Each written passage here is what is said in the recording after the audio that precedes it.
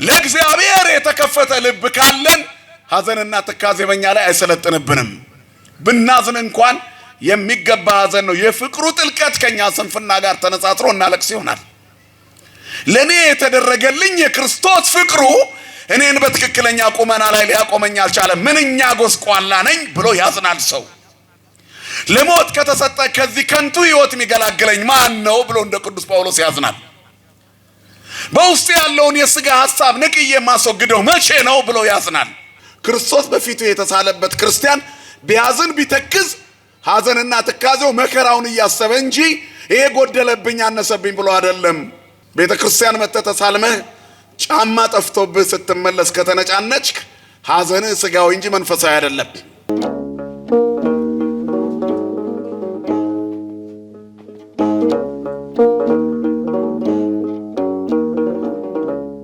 የትንሣኤያችን በኩር የፍጥረት ሁሉ ጌታ መድኃኒተ ዓለም ኢየሱስ ክርስቶስ ሙስና መቃብርን አጥፍቶ ሞትን ድል ነስቶ የትንሣኤውን አዋጅ እንድናውጅ ስለፈቀደልን ስሙ ለዘላለም የተመሰገነ ይሁን። ማበው ካህናት፣ ሊቃውንተ ቤተ ክርስቲያን፣ መምህራነ ወንጌል፣ ሰባኪያን፣ ወንድሞች ዲያቆናት፣ የሰንበት ትምህርት ቤት አባላት፣ ለወንጌል ክብር ሰጥታችሁ ማዕዱን አክብራችሁ የተቀመጣችሁ የአረካ ምእመናን ኦርቶዶክሳውያን አባቶች፣ እናቶች፣ ወንድሞች፣ እህቶች፣ ሕፃናት እስከ ሞት ድረስ በወደደን በመድኃኒተ ዓለም በኢየሱስ ክርስቶስ ፍጹም ፍቅር እንደምን አመሻችሁ? እንደምን ዋላችሁ? እንደምን ቆያችሁ? ለባህሪው ሽረት ለመንግስቱ ምልፈት የሌለበት የዘመን ዘመናት ባለቤት የጨለማችን ብርሃን የሞታችን ትንሣኤና የትንሣኤያችን በኩር ከሞት ወደ ሕይወት ከርክሶት ወደ ቅድስና ያሸጋገረን የደከመ ጉልበታችንን በፍቅሩ ያደሰልን ዘወትር የሚራራልን አባት ድካማችንን አይቶ የሚረዳን እስራታችንን የሚፈታ ስብራታችንን የሚጠግን ፍቅሩ ከእናት ልጅ በላይ ውድ የሆነ መድኃኒተ ዓለም ኢየሱስ ክርስቶስ ስሙ ለዘላለም የተመሰገነ ይሁን። ለዓለም ሕዝብ ሁሉ የተስፋ ምንጭና የድህነት ማስገኛ የሆነች እግዚአብሔርን የምናይባት የሕይወት መስታወታችን፣ ስለ አምላክ የምንነጋገርባት ቋንቋችን፣ የምህረት እናት ንግሥት የፍጥረት ሁሉ እመቤት ቅድስተ ቅዱሳን ንጽሕተ ንጹሐን ሰአሊተ ምሕረት አቁራሪተ መዓት ድንግል ማርያም እናታችን ስለ አማላጅነቷ ስለ እናትነቷ ስሟ ለዘላለም የተመሰገነ ይሁን። መላእክት፣ ቅዱሳን፣ ጻድቃን፣ ሰማዕታት ሁሉ እንደየክብራቸውና እንደየሞገሳቸው ክብርና ምስጋና ይድረሳቸው። ለምን ጠወለጋችሁ? የሉቃስ ወንጌል ምዕራፍ 22 ቁጥር 19 ላይ የምናገኘው ኃይለ ቃል ነው። ለምን አዘናችሁ? ለምን ጠወለጋችሁ? ይህንን ቃል የተናገረው ከትንሣኤ በኋላ መድኃኔዓለም ኢየሱስ ክርስቶስ ነው። በሞት የተዘጋው አፍ ሲከፈት የጠፉትን በመፈለግ ጀመረ። እግዚአብሔር የመጣው የሰው ልጆችን ከጠፉበት ፈልጎ ለመሰብሰብ ነው። በነቢዩ አንደበት እንደተናገረው ሕዝቅኤል ላይ እኔ ራሴ በጎቼን እሰበስባቸዋለሁ፣ እፈልጋቸዋለሁ፣ አስመስጋቸዋለሁ ይላል የሰራዊት ጌታ እግዚአብሔር። እኔ የጠፋውን እፈልጋለሁ፣ የባዘነውን እመልሳለሁ፣ የተበተነውን እሰበስባለሁ ይላል። ጠፍተን ለነበርነው ለኛ መገኘት፣ ለወደቅነው መነሳት፣ ለሞትነው ሕይወት ማግኘት ክርስቶስ ሥጋ መልበስ ነበረበት። መንፈሳዊው መረዳት የሚጀምረው በተሰበረ ልብ ለእግዚአብሔር የተከፈተ ማንነት ሲኖር ነው እንጂ ምን ብንማር ልባችን ጤነኛ ካልሆነ ጥቅም የለውም። መጀመሪያ ጤነኛ አእምሮ ያስፈልጋል ማለት ነው፣ በወንጌል በደንብ ራስን ለማራስ። ስለዚህ ኦርቶዶክሳዊ ስነ ልቦና በወንጌል የራሰ ሰውነት ነው ማለት ነው እና እግዚአብሔር በመሞቱ በመሰቀሉ መከራ በመቀበሉ የምናዝነውን ያህል ስቅለቱ ሲያበቃ ዲያብሎስ ተበታ በመስቀል ብለን ከበሮ እንመታለን፣ ንሴብሖ እንላለን። የክርስቶስ ሞት ሕይወት ስለሆነ የአይሁድን ጭካኔ አስበን የደረሰበትን መከራ በሐዘን ብንገልጥም ብናዝንም ኪርያላይሶን እያልን ብንሰግድም መጨረሻ ላይ ግን ሲኦል ባዶ መሆኑን ገነት መሙላቱን ስናውቅ ተመስገን ብለን ከበሮ እንይዛለን። ክብርና ምስጋና ለአምላካችን ለእግዚአብሔር ይሁን። ክርስትና ይሄ ነው። በሁለቱም መልክ ራስን መግለጥ ነው። ክርስቲያን አዝኖም ተክዞ ደስ ብሎትም ዘምሮ ፍቅሩን ይገልጣል። ክርስትና ይሄ ነው። በትክክለኛው ቦታ ራስን ማሳየት ማለት ነው። ለእግዚአብሔር ራስን ማሳየት። ግን እየሸሹ ማዘን ካለ ማዘኑ እንኳን ጥሩ ቢሆን ጀርባ ከሰጡ ጥቅም የለው። አሁን ቤተክርስቲያን በጣም በሚያሳዝን ሁኔታ ላይ እንድትቆም ያደረጋት የኔና እናንተ ቸልተኛ አባልነት ነው። ቸልተኞች ነን። ምጽዋት ላይ ቸልተኞች ነን። አስራት ማውጣት ላይ ቸልተኞች ነን። ጾምና ጸሎት ላይ ቸልተኞች ነን። ጉባኤ ሲኖር ከለ የሚባል መምህር ይመጣል ሲባል ግር እንላለን። ለእውነት መታዘዝ ላይ ቸልተኞች ነን። ይሄ በሽታ ያለው እኛ ላይ ብቻ ሳይሆን የመጀመሪያዊቱ ቤተክርስቲያን ስትሰራ ሐዋርያትን የሚያስቸገረው ይህ ሕዝብ ነበር። ይህንን ስነ ልቦና ነቅሎ ኦርቶዶክሳዊ ማንነት መልበስ ነው። ኦርቶዶክስ ማለት የቀና ቀጥ ያለ ምንጩ ከሐዋርያት የሆነ በማግኘትም በማጣትም የጸና ማንነት ማለት ነው። ምስጋናው የማይቋረጥ በሐዘን ውስጥም የሚያመሰግን። ጸሎተ ፍታቱን አይታችሁታል። በቤተ ክርስቲያን በአስከሬን ዙሪያ ከበሮ ተይዞ ይወረባል። ማን ይመሰገናል? አያችሁ፣ በዛ በሞተችው ነፍስ ምክንያት ይቺን ነፍስ ተቀበል፣ ስጋዋንም በሰላም አሳርፍ እያልን እየጸለይን ግን ከበሮ ይዘን ደግሞ እንዘምራለን። እግዚአብሔር በጊዜውም ያለ ጊዜውም አምላክ ነው። በጊዜውም ያለ ጊዜውም ጽና ይላል።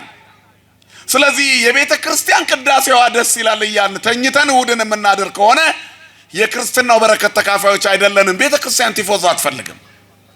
ቲፎዞ የሚያስፈልግባቸው ቤተ እምነቶች አሉ። በህዝቦቻቸው ገንዘብ ትልልቅ ህንፃዎች የሚገነቡ መሪዎች ያሉበት፣ በህዝቦቻቸው ገንዘብ በሀገራችን ትልልቅ ውድ መኪናዎች፣ ወጣ ስንል ደግሞ የግል ጀትና አውሮፕላን ያላቸው የሃይማኖት መሪዎች ያሉበት፣ ህዝብን የግላቸው እንጂ የክርስቶስ ያላደረጉ ተቋማት አሉ። እኔም እናንተም እናውቃቸዋለን። በዚች ቤተ ክርስቲያን ውስጥ ግን እኛ የክርስቶስ ነው የምንሆነው። ማንም የግሉ ተከታይ አይኖረውም። እኛ የማነን? የክርስቶስ ነን። የክርስቶስ የመሆን ምልክቱ ስጋን ከነክፉ መሻቱና ምኞቱ ጋር መስቀል ነው። የክርስቶስ የሆኑት ስጋን ከነክፉ መሻቱ ሰቀሉት። ምን ማለት ነው? ምንዝርነትን አስወገዱ፣ ኑፋቄን አስወገዱ፣ እንቅልፋምነትን አስወገዱ፣ ቸልተኝነትን አስወገዱ፣ ዳተኝነትን አድመኝነትን አስወገዱ። ቀጥ ባለው በቀና ሃይማኖት ውስጥ ራሳቸውን ማነጽ ጀመሩ። ልትሰራ እንጂ ልትሰራ እግዚአብሔር ቤት አልመጣህም። አንተ ልትሰራ አንቺ ልትሰሪ ነው ኦርቶዶክስ ተዋህዶ የተሰራችው። እግዚአብሔር በቀናችው ሃይማኖት ውስጥ ራሱን የገለጠው እኛ ቅኑዓን እንድንሆን ነው እንጂ እኛ ለቤተ ክርስቲያን የምንሰራላት ነገር የለም። እኛ ነን ዋናዎቹ መቅደሶች። መቅደሱ ለኛ ተሰራ፣ እኛ ለመቅደሱ አይደለም የተሰራንለት። እየሰማችሁ ነው አይደል? እኛ መቅደሶች ስለሆንን እንድንቀደስበት መቅደሱ ተሰራ። እኛ ስላለን፣ እኛ ከሌለ መቅደሱ አይሰራም። ክርስቶስም ለኛ ሲል መጣ፣ እኛን ቅዱሳን መቅደሶቹ ሊያደርገን ማለት ነው። በዚህ ምክንያት በሞቱ ሞታችንን ሻረልን፣ በትንሣኤው ተስፋ ሞላብን። አሁን እኛ ሞተን የምንቀር አይደለንም፣ ተሻግረን የምንኖር ነን። ክብርና ምስጋና ለአምላካችን ለእግዚአብሔር ይሁን። ተሻግሮ መኖር ነው ክርስትናና እዚህ እንዳትቆዝም። እዚህ ምትጠወልቅ ከሆነ ሰማይ ላይ አትለመልምም። ምክንያቱም የሐዘን ምክንያት ስጋዊ ከሆነ ነው። የተለያዩ ሐዘኖች አሉ። የሚገባ የማይገባ ሐዘን አለ። የብዙዎቻችን ሐዘን ከምን የመጣ ነው? ጌታ ለሁለቱ ደቀ መዛሙርት የተናገረው ቃል ነው። ሐዘን በመጽሐፍ ቅዱስ ብዙ ቦታ ላይ ተገልጿል። ከኦሪት አንድ ብናነሳ የመጀመሪያው ሐዘንተኛ ቃየል ነው። ለምን ትወድቀ ገጽከ ይለዋል እግዚአብሔር። ስለምን ፊትህ ጠቆረ? ስለምን ተከስክ? ስለምን አንገትህን ደፋ ይላል። ቃየልን አንገቱን ያስደፋው ያቀረበው መስዋዕቱ ነው። መስዋዕትህ ነው የሚያከብርህ። ያቀራረብ ሁኔታ ነው የሚያከብርህ፣ ከፍ የሚያደርግህ። ለእግዚአብሔር የተከፈተ ልብ ካለን ሐዘንና ትካዜ በእኛ ላይ አይሰለጥንብንም። ብናዝን እንኳን የሚገባ ሐዘን ነው። የፍቅሩ ጥልቀት ከኛ ስንፍና ጋር ተነጻጽሮ እናለቅስ ይሆናል። ለኔ የተደረገልኝ የክርስቶስ ፍቅሩ እኔን በትክክለኛ ቁመና ላይ ሊያቆመኝ አልቻለም፣ ምንኛ ጎስቋላ ነኝ ብሎ ያዝናል ሰው። ለሞት ከተሰጠ ከዚህ ከንቱ ሕይወት የሚገላግለኝ ማን ነው ብሎ እንደ ቅዱስ ጳውሎስ ያዝናል። በውስጥ ያለውን የሥጋ ሐሳብ ንቅዬ ማስወግደው መቼ ነው ብሎ ያዝናል። የገላትያ ክርስቲያኖችን ቅዱስ ጳውሎስ እንዲህ ብሏቸው ነበር። በዓይናችሁ ፊት ክርስቶስን ሳልኩላችሁ አላቸው። የተሰቀለውን ክርስቶስን አስቀመጥኩላችሁ። ፍቅሩን፣ ታድጎቱን፣ እኛን የጠበቀበትን፣ የታደገበትን፣ የተቤዠበትን የፍቅሩን አገላለጽ በተግባር አሳየዋችሁ። መስቀሉን ሳልኩላችሁ። ነገር ግን ለእውነት እንዳትታዘዙ ማን አዚም አደረገባችሁ? እስከ መቼ ክርስትናውን ድራማ አድርጋችሁ ትሰሩታላችሁ? አሁን በጾም ውስጥ የነበረው የቤተ መቅደሱ ሙላትና ጾሙ ከተፈታ በኋላ ያለው የቤተ መቅደሱ ጭርታን ታዘቡት። ወረተኝነት ከዚህ ይጀምራል። ሞቱን በሚመስል ሞት ከእርሱ ጋር ከተባበርን ትንሣኤውን በሚመስል ትንሣኤ ከእርሱ ጋር አንድ እንሆናለን የሚለው የወንጌል ቃል እኔና እናንተን ይፈረድብናል። ጾም ስለሆነ መሄጃ ስለሌለን ነው ወይ እግዚአብሔር ቤት ምን መጣው? ስጋ ቤቱ ጭር ስላለ ነው ወይ እግዚአብሔር ቤት ስንመጣ የነበረው? ሲከፈት ከመንፈሳዊነት ስጋዊነታችን በለጠ ማለት ነው። ስለዚህ ሰው ለስጋው ካዘነበለ ጥቅም የለውም። ልብስ መለወጥ ነው ሃይማኖት። የነፍስ ልብስ፣ የክብር ልብስ አይደል? እሱም ክርስቶስ እኮ ነው። ክርስቶስ ሰብ ይከብር በእንተ ልብሱ እስመ ልብስ ለሥጋ ሞገስ። ሰው በልብሱ ይከብራል እኮ። በዓለም ላይ እንኳን ሰው በልብስ ነው የሚከብረው። ለዚህ እኮ ነው በጣም ሱፍ የለበሱ ሽክ ብሎ የለበሱ ሌቦች የበዙት። ዓለም በልብስ ሰውን ስለምትለይ ነው። መኪና ውስጥ፣ ባስ ውስጥ፣ ገበያ ቦታ ላይ ገንዘብ የጠፋበት ሰው ከጮኸ ቆይ ሌባውን ጠርጥራችሁ ለማግኘት ያደፈ ልብስ ነው የምትፈልጉት። ሙሉ ሱፍ ግጥም ያደረገማ አይሰርቅም። እሱ መርማሪ ነው። አያችሁ፣ ልብስ መሸፈኛ ሆኗል። ይሄ በምድር ይሄንን ያህል አገልግሎት ከሰጠ ልብስ በሰማይ ደግሞ ምን ያህል ክብር እንዳለው፣ የእውነት ቦታ ላይ ክብር እንዳለው ታያላችሁ። ይሄ የውሸቱ ዓለም ነው። ሰርግ ቤት ተጠርታችሁ ብትሄዱ አለባበሳችሁ ያለ ካርድ እንድትገቡ ያደርጋችኋል። አንዳንድ ቦታ ላይ ካርድም ይዛችሁ አለባበሳችሁ ሊመልሳችሁ ይችላል። በሰማይም የምንለብሰው አለባበስ አለ። እሱም ክርስቶስ ነው። ልበስዎ ለእግዚእነ ኢየሱስ ክርስቶስ ወይትሐልዩ ፍትወተ ሥጋክሙ። ጌታ ኢየሱስ ክርስቶስን ልበሱት እንጂ ምኞቱ እንዲፈጸም ለሥጋ አታርሉ። ክርስቶስ ልብስ ነው። አያችሁ፣ ልብስ በድንግል ማርያም ማህፀን ውስጥ ለተራቆተው ዓለም የተገለጠ ልብስ። ድንግል ማርያም የሰማያዊ ልብሳችን መልበሻ ክፍላችን ነች። ሰማያዊ ልብስ የምንለብስባት ክፍላችን ናት። ስሟ ለዘላለም የተመሰገነ ይሁን የአምላካችን እናት። ጌታ ክርስቶስን ልበሱት ስንባል ሥጋ ወደሙ ተቀበሉ ነው። የምንቀበለው ከእርሷ የነሳውን ሥጋና ደም ነው። እግዚአብሔር አልታየም፣ ለእግዚአብሔርሰ አልቦ ዘርእዮ ግሙራ ነው። እግዚአብሔር ማንም አላየውም። ነገር ግን በአባቱ እቅፍ ያለ አንዱ ልጁ እርሱ ተረከው። ልጁ በሥጋ ተገለጠ። በሥጋ ማርያም የፈጠረውን ሥጋ ለብሶ ነው። ስለዚህ ድንግል ፈጣሪዋን ወለደችውና ዓለም እንዲያየው አደረገች። በቃና ዘገሊላ በሰርግ ቤት ውስጥ ወኩሎ ዘይቤለክሙ ግበሩ ብላ ሐዋርያትም እንዲያምኑበት ደቀ መዛሙርቱም ተአምራቱንም እንዲጀምር እናቱ አዘዘችው። ካንቺ ጋር ምን አለኝ ያዘዝሽኝን ላልፈጽም አለ።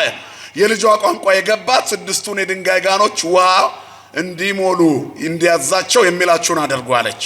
አሁን ክርስቶስ የሚለንን ካደረግን ልብሳችን ይለወጣል። እሱም ወደ እኔ ኑ ነው። ንዑ ኀቤየ አንትሙ ክቡዳነ ጾር፣ እናንተ ሸክም የከበደባችሁ ወደ እኔ ኑ። ወአነ አዕርፈክሙ፣ አሳርፋችኋለሁ። የሚያሳርፍ አባት፣ መቀየሪያ ልብሳችን፣ የማያድፈው ልብሳችን፣ የሕይወት ልብሳችን፣ የቅድስና ልብሳችን፣ ሰማያዊ ጌጣችን፣ የልብስነቱ ከለር በደም ያጌጠ እሱን ስንለብሰው ሰማይ ነጩን ካባ ይደርብልናል። ክብርና ምስጋና ለስሙ ይሁን የአባቶቻችን አምላክ። ራእይ 6:9 ላይ ስለ ስሙ የታረዱ በደም ያጌጠውን ልብስ የለበሱ እባክህን ጌታ ሆይ እስከ መቼ አትፈርድም ይላሉ። በአጸደ ነፍስ ሆነው ይላል። ገና ጥቂት ጊዜ ሌሎች የሚታረዱ አሉ፣ ሰማዕታት ይበዛሉ ተብሎ ተነገራቸው። ግን ለእያንዳንዳቸው በሰማያት ነጭ ልብስ ተሰፋላቸው ይላል። ክብርና ምስጋና ለአምላካችን ይሁን። ተሻግረን የምንለብሰው ነጭ ልብስ አለን። ዛሬ በደም ያጌጠውን ልብስ ከለበስን በሰማይ ነጩ ይደረብልናል። ስለዚህ ክርስቶሳዊ ቁመና እግዚአብሔርን ለብሶ መኖር ነው። በድንግል ማርያም የተገለጠውን ክርስቶስ በሰማይ ያለ እናት ከአብ የተወለደው ለቀዳማዊነቱ ጥንት ለዳህራዊነቱ ፍጻሜ የሌለው አባት በመሆኑ እርሱን ያልቀደመው ልጅ በመሆኑ ያልተቀደመ ከባህሪ ሕይወቱ ከመንፈስ ቅዱስ ከባህሪ አባቱ ከአብ ጋር አንድ የሆነ ፀሐይ ስትወጣ ምኗ ነው ቀድሞ የሚወጣው? ፀሐይ ክበቧ አለች፣ ብርሃን አለ፣ ሙቀት አለ። የቱ ነው ቀድሞ የሚወጣው? ብርሃኑ ነው ሙቀቱ ነው ፀሐይዋ ናት? ንገሩኝ እስኪ። እንደምን አመሻችሁ። ቀድሞ የሚወጣ አለ? ከሶስቱ መቀዳደም አለ? ንገሩኝ እስኪ። የለም። ፀሐይዋ ብቅ ስትል ብርሃንና ሙቀቱም አብሮ ብቅ ይላል። ለብቻ ሙቀቱ መጣ ብትሉ ከየት? ፀሐይዋ ለብቻ ወጣች፣ መቻየናት፣ በብርሃኗ ነው የምናያት። ብርሃኑ ቤት በኩል መጣ ከክበቧ። ሙቀት ጨረሩስ ሙቀቱስ ከፀሐይዋ አይቀዳደምም። መቀዳደም የለም። አያችሁ፣ በልብ በቃልና በስትንፋስ መካከል እንዳለው ልዩነት እንዳለው አንድነት፣ ይቅርታ፣ ልባችን በአብ ቃላችን በወልድ እስትንፋሳችን በመንፈስ ቅዱስ ይመሰላል። የሰው ሶስትነት በዚህ ይታያል። ልብ፣ ቃል፣ እስትንፋስ ወይንም ስጋ ነፍስና ደመ ነፍስ። በስላሴ ትምህርት ላይ ግን የሰው ሶስትነት ላይ ልብ፣ ቃል፣ እስትንፋስ ነው። ከሶስቱ አንዱ ከሌለ ይቆማል። ልብ ቀጥ ሲል ሶስቱም ይቆማሉ። ልብ ሳይኖር ቃል ብቻውን አይኖርም። እስትንፋስ ሳይኖር ቃልም አይኖርም። ልብ ሞልቶ የተረፈውን አፍ ይናገረዋል። የአብ የወልድ መንፈስ ቅዱስ አንድነት ይሄ ነው። አንድ አምላክ የምንለው ለዚህ ነው። ልብ፣ ቃል፣ እስትንፋስ አንዱ ሌላውን አይቀድመውም። እኩል ነው። ሰው ከተፈጠረ ድምፅ ሲያወጣ ልቡ መርጨት ይጀምራል። ከዚያ በኋላ ትንፋሽ አለው፣ ድምፅ አለው። ድምፅ ቃል የሚባለው ድምፅ ነው። የሚወጣ ቃል ሊሆን ይችላል። ሕፃን ልጅ እንደተወለደ የሚያወጣው ቃል አለ። ከእስትንፋስ ጋር ይወጣል፣ ከልብ ይመነጫል። ስለዚህ እግዚአብሔር ወልድ በአብ አይቀደምም፣ መንፈስ ቅዱስንም እርሱ አይቀድምም፣ አያንስም፣ አይበልጥም። በባህሪ ትክክል ነው። አብ ወልድ መንፈስ ቅዱስ ስንት አምላክ እንላለን? አንድ አምላክ። ክብርና ምስጋና ለስሙ የሆነ አባቶቻችን አምላክ። ይሄ እግዚአብሔር ለራቁትነታችን ልብስ ሊሆን በደም ሊሞሸር ቀራንዮ ላይ ስጋ ለበሰ። የውድቀታችን ትንሣኤ ሊሆን ማለት ነው። ስለዚህ ኦርቶዶክሳዊ ቁመና ይሄንን አምላክ ለብሶ መኖር ነው። ልበሱት የተባልነው እርሱን ነው። ይሄንን ነው ሳልኩባችሁ በፊታችሁ ያለው። ክርስቶስ በፊቱ የተሳለበት ክርስቲያን ቢያዝን ቢተክዝ ሐዘንና ትካዜው መከራውን እያሰበ እንጂ ይሄ ጎደለብኝ አነሰብኝ ብሎ አይደለም። ቤተ ክርስቲያን መጥተህ ተሳልመህ ጫማ ጠፍቶብህ ስትመለስ ከተነጫነጭክ ሐዘንህ ስጋዊ እንጂ መንፈሳዊ አይደለም። ልትሳለም ልታስቀድስ መጥተህ ንግስ ላይ ስትተሻሽ ከኪስ ብር ቢሰረቅብህ እግዚአብሔር ለምን ይሄን አደረገብኝ ብትል እግዚአብሔር ይሄን አላደረገብህም። ኪስ እኮ ስታሰፋ ማስቀመጫ አድርገህ ነው። ልብ ሰጥቷል ማስተዋያ። ስለዚህ እግዚአብሔር የኛን ጫማና ቁሳቁስ ሳይሆን የኛ ነፍስ ላይ ነው ትኩረቱ። ስለዚህ ዋናው ትኩረት ነፍስን ነው። አያችሁ፣ ምጽዋት አበድር መስዋዕት እዚህ ጋር ይመጣል። ከመስዋዕት ይልቅ ምህረትን እግዚአብሔር ይወዳል። አያችሁ፣ መሰዊያው እኛ ነን። ዋናው እኛ ላይ ነው ትኩረቱ። ከምናቀርበው መስዋዕት በፊት የኛ መሰጠት እግዚአብሔር ቤት ውስጥ ያስፈልጋል። ምን ይዤ ወደ እግዚአብሔር ቤት ልምጣና በልዑል አምላክ ፊት ልስገድ? ነብዩ ሚክያስ ምን ይዤ ወደ እግዚአብሔር ልሂድ? ምን ይዤ ወደ እግዚአብሔር ቤት ልምጣ አለ። ያንዱን ዓመት ጥጃ ወይስ የበኩር ልጄን ስለ በደሌ ላምጣው? በውኑ እግዚአብሔር በሺህ አውራ በጎች በእልፍ የፈሳሽ ዘይቶች ደስ ይለዋል? ሰው ሆይ እግዚአብሔር ካንተ የሚፈልገው ምንድነው? ምህረትን ትወድ ዘንድ ከአምላክ ጋር በትሕትና ትሄድ ዘንድ ፍትህን ታደርግ ዘንድ አይደለምን ይላል። አያችሁ፣ እግዚአብሔር ከኛ የሚፈልገው ይሄንን ነው። ከመስዋዕት ይልቅ ምህረትን ይወዳል። እኔና እናንተን ይፈልጋል። የመጣው እኛ እንድንገኝለት ነው። የኛ ሐሳብ ደግሞ በስጋ የደሞዝ ጭማሪ፣ የገንዘብ ማግኘት፣ የኑሮ መሳካት ጉዳይ ብቻ ጓዳችን ላይ ነው የምናተኩረው። እግዚአብሔር ትልቁ እይታው ነፍሳችን ላይ ነው። ስሙ ለዘላለም የተመሰገነ ይሁን። ከኛ በላይ ለኛ የሚቀርበን የሚያስብልን እርሱ ነው። ስለዚህ ስታዝን ስተክዝ ለምን ተከስክ ይልሃል እግዚአብሔር። አያችሁ ለምን አዘንሽ ለምን አጎነበስክ ይላል የሚገባውን ሐዘን እንድታዝኑ ነው እና ቃየል ለእግዚአብሔር የማይገባውን መስዋዕት ስላቀረበ ነው ለምን ትወድቀ ገጽከ የተባለው ለምን አዘንክ ምን አሳዘነህ እግዚአብሔር አዳምና ሔዋንን ባረካቸው ወለዱ አቤልና ቃየል የመጀመሪያ የመጡት ናቸው በሁለቱ መካከል ያለው ክፍተት ሰፊ ትንታኔ ስላለው ሌላ ጊዜ ትማሩታላችሁ መድኃኔዓለም ዕድሜ ይስጠለውላችሁ መጨረሻ ላይ እግዚአብሔር ግን በሁለቱ አስተካከለ አንዱ ኖላዊ አባግ ሆነ ኖላዊ አባግ የሆነው የበጎች ጠባቂ አርቢ የሆነው ማን ነው አቤል ነው መስተገብረ ምድር ደግሞ ቃየል ሆነ ምድርን እንዲያለማ ተፈቀደለት ያኔ ማረስ መቆፈር ኖሮ አይደለም እግዚአብሔር ለታብቁል ብሎ በለተሰሉስ ያበቀለውን ፍሬ እሱን ያረመ ያስተካከለ ሰብስቧል ጎተራውን ሞልቷል አሁን ከሰጣችሁ ላይ ስጡኝ አለ እግዚአብሔር መስዋዕት ስጡኝ አቅርቡልኝ አለ ሁለቱም መስዋዕት ለመጀመሪያ ጊዜ ያዘጋጁ አቤል ሙሉ ቀን ቆዳው ያልጠቆረ ያራረረ ቀንዱ ያልዘረዘረ ጥፍሩ ያልዘረዘረ ቀንዱ ያልከረከረ ንጹህ በግ መስዋዕት የሰባውን ፍሪዳ ለእግዚአብሔር ይዞ መጣ የትኛው እግዚአብሔር እንደስ ያሰኘዋል የትኛው መስዋዕት ለስታው የትኛው ነው እግዚአብሔር እንደስ የሚያሰኘው ቤቱ ስንመጣ ሚክያስ ያለው ይሄንን ነው ለእግዚአብሔር ደስ የሚያሰኘው የቱ ነው ክርስቲያን በዚህ ከተከዘ እግዚአብሔር ደስ ይለዋል ለባህሪው የሚስማማውን በማሰብ ስትመጣ የትኛውን ሰውነትህን ማዘጋጀት እንዳለበት አስበሻል እህቴ በእግዚአብሔር ፊት በልዑል አምላክ ፊት ልንቆም ነው ቆዚ የመጣ ነው መሄጃ ስላጣን መተን ከሆነ አሁንም ባንመጣ ይሻላል በድናችን ነው ያለው እዚህ በሙሉ ሰውነቱ እግዚአብሔር ፊት ለመቆም ራሱን እየገመገመ ነው መምጣት ያለበት ልኩን እያሳየ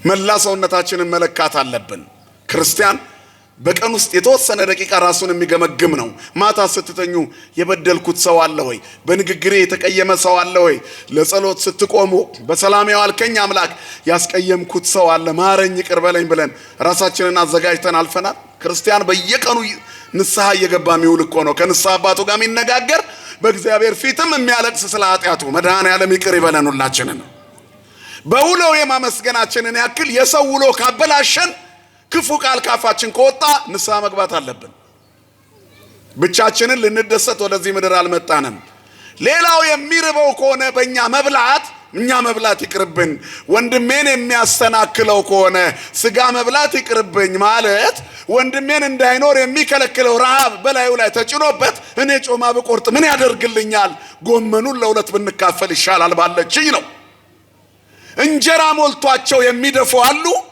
የሚበሉት አጥተው ቅጠል የሚለቃቅሙ ሰዎች አሉ አንድ ከተማ ውስጥ ጎረቤት ሊሆኑ ይችላል ለድሃ ከመስጠት ይልቅ አውጥተው የሚደፉ ስስታሞች አሉ የት ባገኘው ምግብ ብለው የሚውሉ አሉ እግዚአብሔር ምግብ አልከለከለም ሰው መካፈል አቃተው ትክክለኛ መጋቢ ጠፋ በዝናብ አብቅሎ በፀሐይ አምርቶ ይሰጣል ሰው ግን ተጨካክኖ በስግብግብነት አንዱ ቤቱ ይሻግትበታል ሌላው ደግሞ ያርበታል ተቃቅፈን እንድንኖር መድኃኔዓለም ርህራሄ ይስጥልን ሁላችንን ስለዚህ በዚህ ምሳሌ ነው እንግዲህ የሰው ልጅ ፊቱን የሚያጨፈግጉት ነገሮች በርካታ ናቸው ቃየልን ክርዳድ አቀረበ ፊቱ ጨፈገገ ለምን የእግዚአብሔር እሳት ከሰማይ ወርዳ የአቤልን መስዋዕት ተቀበለች ንጹህ ልቡን እግዚአብሔር ልብን ያያል አያችሁ ይፈትን ልብ ወኩላያት እግዚአብሔር ልብንና ኩላሊትን ይመረምራል ልብ ያሰበውን ኩላሊት ያመላለሰውን ያጤሰውን እግዚአብሔር ያያል እግዚአብሔር ልብን ያያል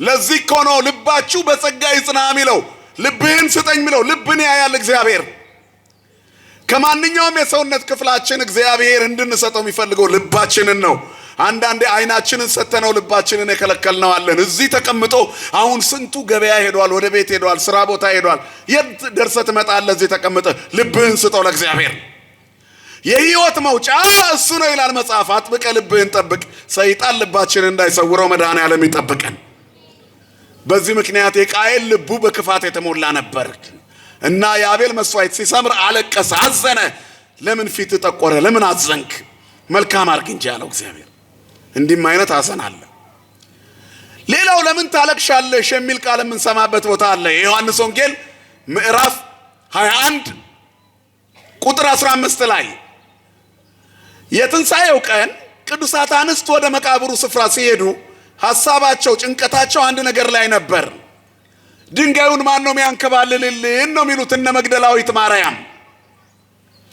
ለምን? እነሱ እዛ እንደደረሱ ለስጋው ሽቶ ሊቀቡ ነው። በእነሱ ሐሳብ ክርስቶስ መቃብር ውስጥ ገና አለ። እሱ ግን በእኩለ ሌሊት መግነዝ ፍቱልኝ፣ መቃብር ክፈቱልኝ ሳይል ሞትን ድል አድርጎ ተነስቷል። ክብርና ምስጋና ለአምላካችን ይሁን። እነ መግደላዊት ማርያም ይሄንን ገና አላወቁም። እነሱ ከትንሣኤው በኋላ ግን የትንሣኤው ዕለት ነው እየሄዱ ያሉት። ከነሱ ቀድመው እነ ጲላጦስ ሰምተዋል።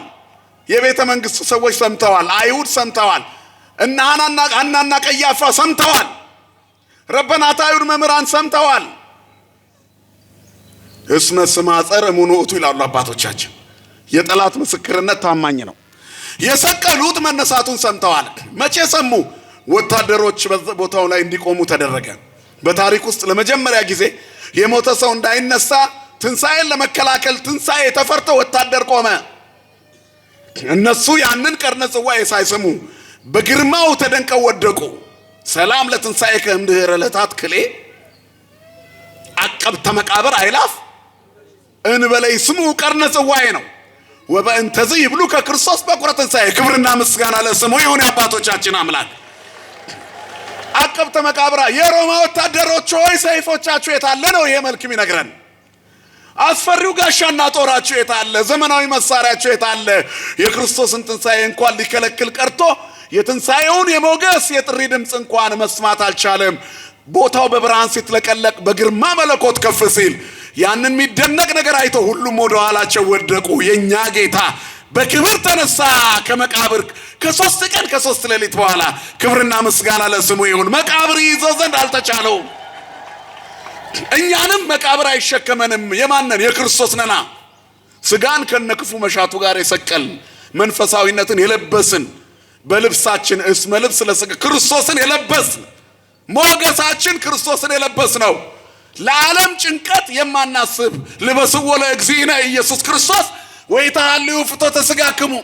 ጌታ ኢየሱስ ክርስቶስን ልበሱት እንጂ ምኞቱ እንዲፈጸም ለስጋ አታር። ያ የስጋን ሐሳብ ተውት። ስጋ ለስጋ ነው ተውት። እናንተ በመንፈስ ሕግ ኑሩ። ልብሳችሁ ክርስቶስ ነው።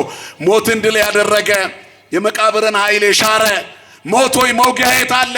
ሲኦል ሆይ ድል መንሳት የት አለ? የምንልበትን ግርማ ያላበሰን አምላክ ነው ክርስቶስ። በዚህ ስም ነው የምንመላለሰው።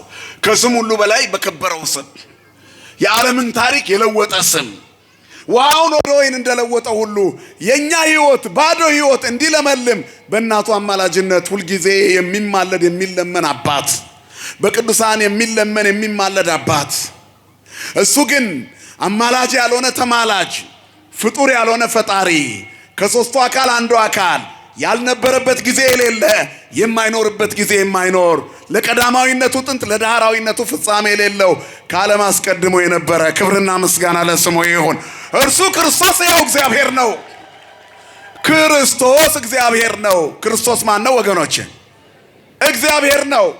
ማብራሪያው ለመድኃኒታችን ለመድኃኒትነቱ ለፍቅሩ የሚገለጽ ነው እንጂ እሱ ከባህሪ አባቱ ከአብ ከባህሪ ሕይወቱ ከመንፈስ ቅዱስ ትክክል ነው። ስለ ክርስቶስ ምንም አይነት ድርድር የላትም ቤተ ክርስቲያን። ከሌሎች ጋርም ያለን ልዩነት ዋናው እኮ ክርስቶስ ነው።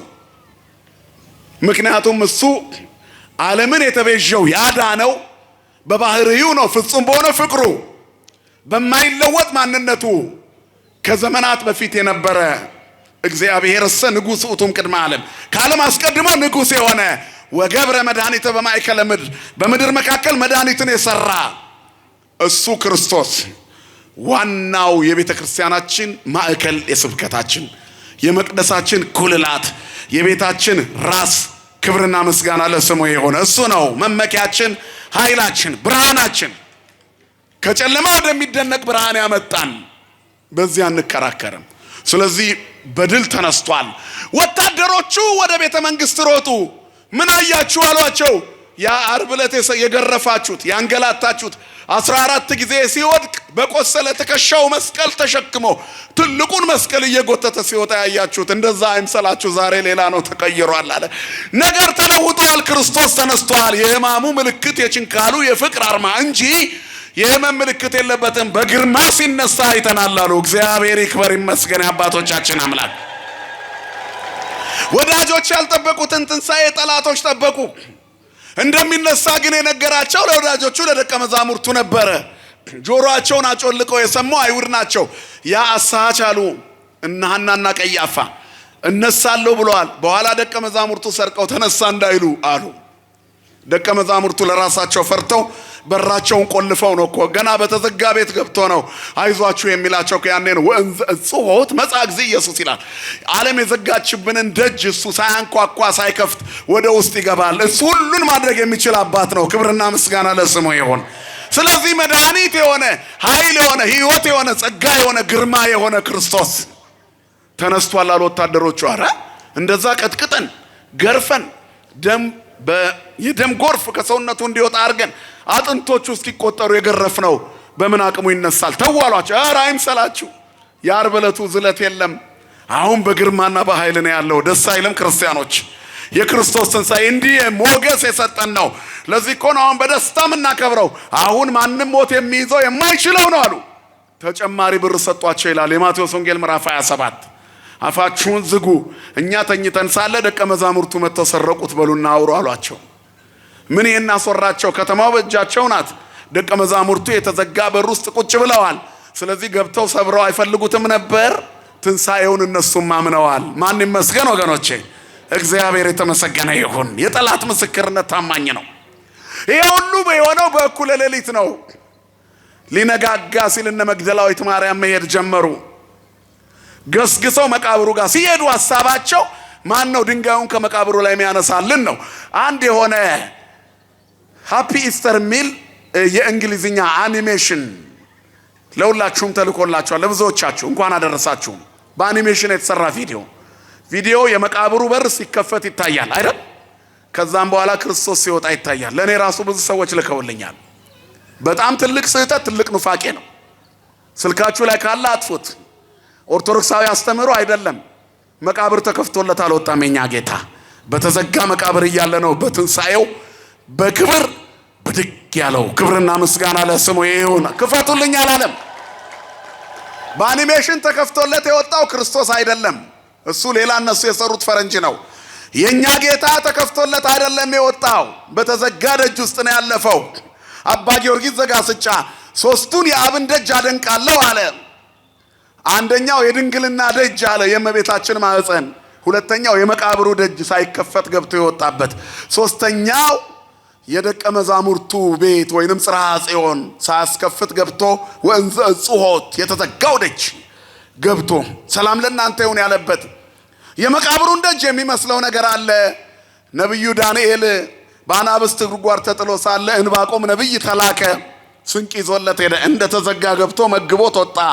መቃብሩ እንደተዘጋ ነበረ። የአናብስቱ ጉድጓድ እንደተዘጋ ነበረ። ስለዚህ መቃብሩን የሚመስል ነገር አለ። የተዘጋውን ደጅ የሚመስል ነገር አለ። የሐዋርያት ሥራ ምዕራፍ 12 እነ ጴጥሮስ በተዘጋ እስር ቤት ውስጥ እያሉ መልአኩ መጥቶ አስወጣቸው። በሩ ተመልሶ ተቆልፎ ነበረ። ስለዚህ እንደተዘጋ እንደተቆለፈ መተዋዩ። እናንተ እኮ ያሰራችሁ ትላንትና እየሰበኩ ነው እነ ጴጥሮስ ብለው ተናገሩ። ወታደሮቹ ሮጠው ወህኒ ቤት ሲሄዱ ደጆቹ እንደተቆለፉ ናቸው። እነ ጴጥሮስ ግን ደጅ ናቸው ይመስለዋል። ለድንግልናሽ ደጅ ጠናለው። ሴት ልጅ በድንግልና ጸንሳ ወለደች ሲባል አልሰማሁም። ለእኔ የሚያስደንቀኝ ድንግል በድንግልና ጸንሳ መውለዷ ነው። የድንግል ማርያም ንጽሕና የሚደንቅ ነው። ስሟ ለዘላለም የተመሰገነ ይሁን። በድንግልና እግዚአብሔርን ወለደችው። ሕዝቅኤል 44 ቁጥር 1 ላይ ወደ ምስራቅ ደጅ ወሰደኝ ይላል ነብዩ። የፀሐይ መውጫ አሳየኝ።